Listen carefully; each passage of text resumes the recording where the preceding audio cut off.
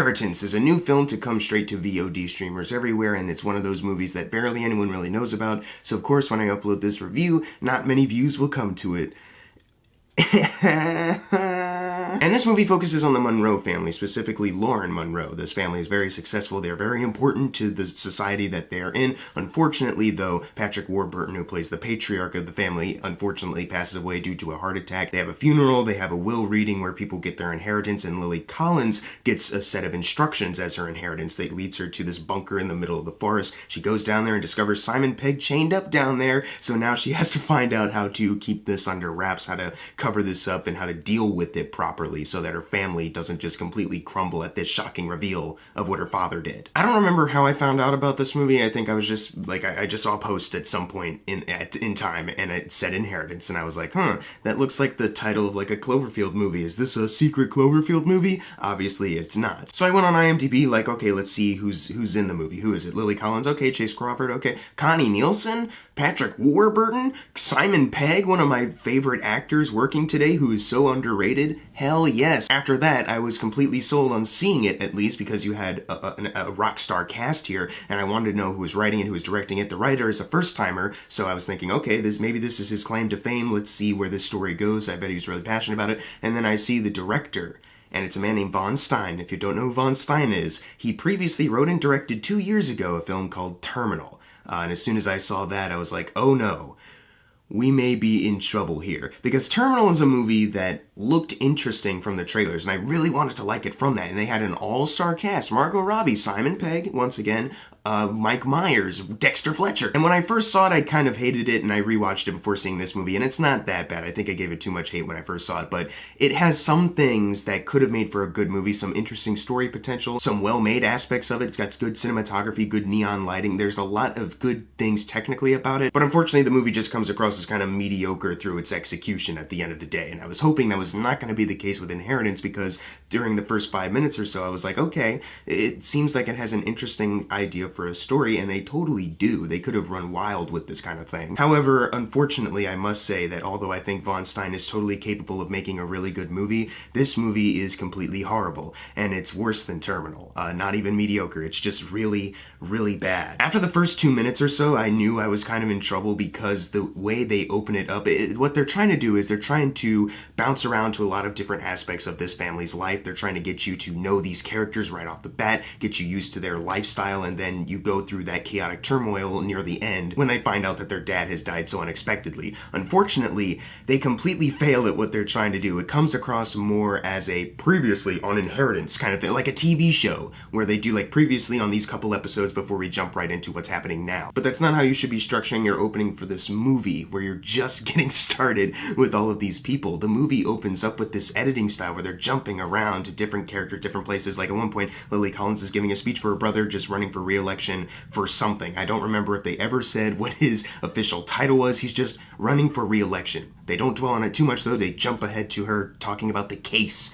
with someone, because she's a lawyer and she's on this very important case that they talk about so vaguely that it could literally be anything. We don't know anything about her or her other family members, what their lives are like, how important they are. They just jump around so quickly. You're just supposed to get the basic and move forward, but they have the bare minimum of the basic. And because of that, it means that their characters have very little material to work off of as the movie continues, so their performances are unfortunately very one note. They kind of just stick with like this one mode throughout the entire movie, and it makes every single performance, even by these people of totally competent, talented actors, makes them seem very bland and boring, which is a huge detriment because our main character is named Lauren, played by Lily Collins. She's supposed to be the one who we are writing this movie along with. She's supposed to be the one that you're going to connect to the most. She's making shocking discoveries, and you're along for the ride, but it doesn't really feel like you're along for the ride. This movie has a bad sense of pacing, because it doesn't feel like it's really building to anything. It doesn't feel like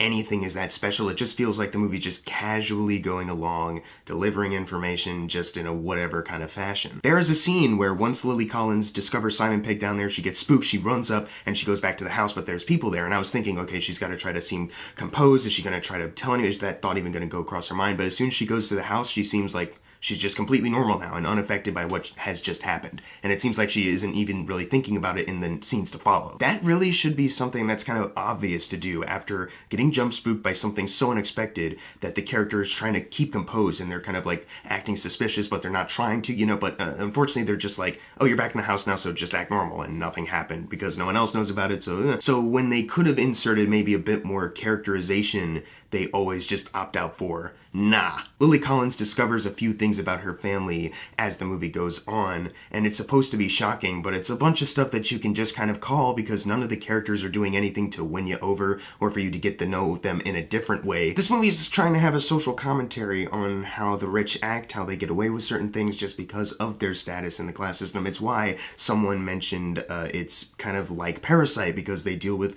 rich people, but that's kind of insulting to Parasite to even bring it in with a movie like this, because Parasite's really interesting and really well made and junk like that. Wow, this movie is not really well made, and it's not that interesting. And once the movie goes along long enough, you start to realize, oh wait, the social commentary that you thought they were trying to bring up is kind of crumbling apart now, because what you thought was happening is now no longer the case. So now it's undercutting what it was even trying to say message-wise. It's now something completely different. It's one of those reveals that completely tanks whatever message they're trying to go for. By the end of the movie, it cuts off so abruptly. They have a little moment of excitement, and then it cuts off and it ends, and it's like, okay, what were we supposed to take away from that? There's no follow-up to, like, what happened after this event. Are the characters changed after this? What's going on? Especially a major reveal that is just kind of dropped in as if it's a minor one. And the characters just seem completely unaffected by it, and they just move on rather quickly to the ending because the ending is now in sight. They ran out of money in the budget. They gotta end this production. And that is so disappointing from a story that could have been so interesting with a message that is very striking and very interesting to watch. If I'm being honest, the screenwriting just feels very first draft, and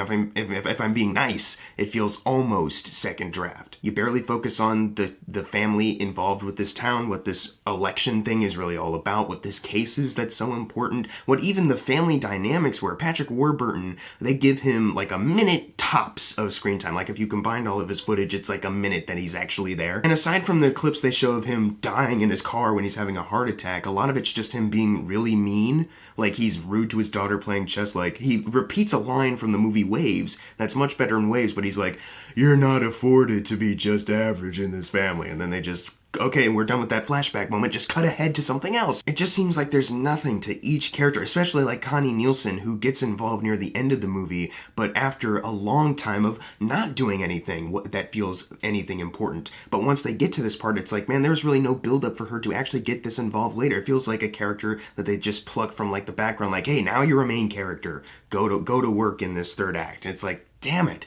You know, I wish the character writing was much better, because that's one of my things. I really like the use of characters in a lot of movies. A movie can have a pretty bad story, but if it has characters that are working, they all gel together well, then you can kind of excuse maybe a story that's just kind of familiar, kind of cliche. If you like the characters, you like what they're saying with each other, you like their personalities, they worked on these characters, then you can excuse a lot of stuff. This is a very average kind of thriller with even more average characters. After the movie ended, I legit really didn't know anything about Lily Collins' character other than she's a lawyer and she has a boyfriend that they show 3 times and a daughter that they show twice. So there's that. They after a while, they just don't cut to them anymore. They just cuts off like, okay, we had a scene with her at home. Now we're done with that. Very quick. Keep it moving. Once again, very vague. The details are kept at a minimum. This feels very first draft. The one other positive I can give this movie, other than it has a good potential, is Simon Pegg's performance. Simon Pegg is one of my favorite actors. He's very underappreciated, I feel. He's wonderful in so many things, especially The World's End. One of the best performances an actor could give a character. He's wonderful. He is good in this movie because he's adding something to it, and there's more to his character than anyone else, so that is good. But even that doesn't last that long because they reveal something about his character that completely tanks the rest of it. Like all of a sudden you start asking like, okay, if you're this and you're claiming you did this, then how did you even get that to begin with?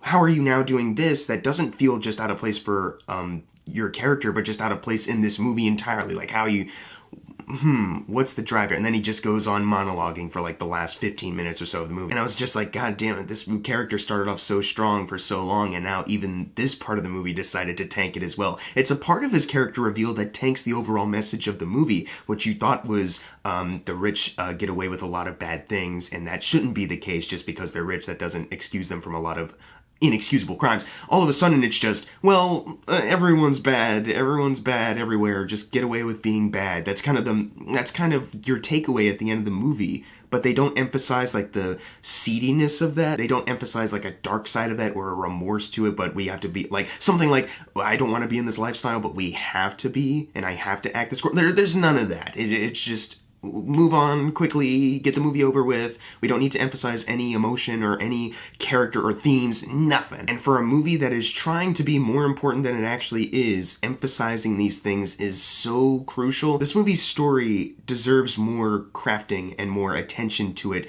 than just your average run-of-the-mill straight-to-VOD thriller movie. This deserved more time. Unfortunately, they had the wrong people attached to it. I was honestly shocked that this movie was directed by the same guy who did Terminal, because that movie at least has some good filmmaking aspects to it. This movie feels very flat. The cinematography is very bland, and it's just kind of okay. It's one of those things where you're watching it and you can notice, even an average viewer might be able to notice, like, this feels cheaper than your average film. And I don't know, maybe Terminal looked way better as far as filmmaking goes because Margot Robbie was involved and she was producing that film as well, but something was missing for this movie, and I wish it was brought back at least for it doesn't have to be hyper stylized like Terminal was, but it needed some sort of flair. It needed some filmmaking flair, it needed some writing flair, and it needed more character acting flair. You needed more character work. This movie does not have that, though. There's never a moment where I was in suspense. There was never a moment where I was excited about what was going on. There was never a moment where I was drawn to a shot, or I was just really hooked on what the story was cooking up. It didn't have to be the most expensive movie out there, but as long as the story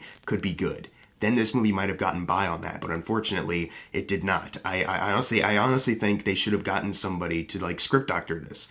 Which is weird because I feel like a lot of productions do this anyways. You never know about maybe script doctors that come in and rework certain things. I feel like that should have just been the case from jump. So I don't know why this movie's script still feels like it was just in the early stages of development before they were like, okay, we're taking it, we're working on it now, whatever, we have no more time. It's just really clunky to me, and I'm not sure exactly how it ended up this way. I'm gonna give Inheritance a D. It had Simon Pegg, which I liked, and there is still a good potential in there somewhere that they had for a bit, but eventually they just kind of lost it, and that just really disappointed me overall. For a movie I knew nothing about going into it, I ended up being disappointed by. So that's a big bummer. I would not recommend you check out Inheritance. There's probably some other film out there that you can watch. Go watch something on HBO Max, because now that's out. But if you've seen Inheritance, leave in the comments below what you thought of it. And as always, thank you guys for watching. Make sure to subscribe. I'm Jackson Fulcher. See you guys next time.